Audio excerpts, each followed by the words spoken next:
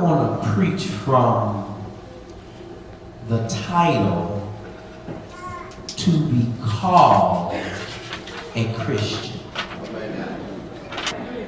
I want to preach from the subject matter, amen, of using the Lord's name in vain.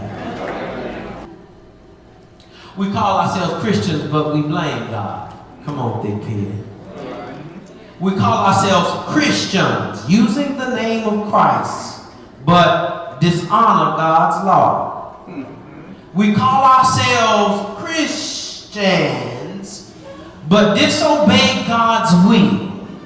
We call ourselves Christians, but act nothing like Christ. We call ourselves Christians and have no care whatsoever for Christ. We call ourselves Christians and his last command is our least concern, but we use his name as though it doesn't mean a thing. Or is that just something you say and take no thought about it? You know, we're quick to say, we ask somebody, well, how you doing, right? Blessed and favored, right? You know, but the problem with that is that the premise of the question is only on how is God treating you. The real question is, wait for it, here it comes. How are you treating God?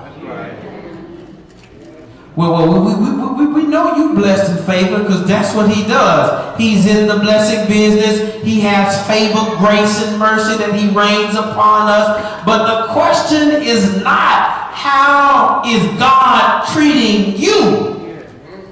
The question is, how are you treating God? How are you treating this distinction, this title, this classification of Christian? Does it mean anything? Do you let others know? Or is it something that you hide and don't talk about? All right. We save it for Sunday. You see, if it has simply become that we are using the Lord's name with no thought of the reverence behind it, then we're using it in vain. If Christian has become a distinction and not a devotion in your life, then we're using the Lord's name in vain. If this journey has really become a destination that you've long since arrived at, and you desire no longer to go or to grow, then you're using the Lord's name in vain.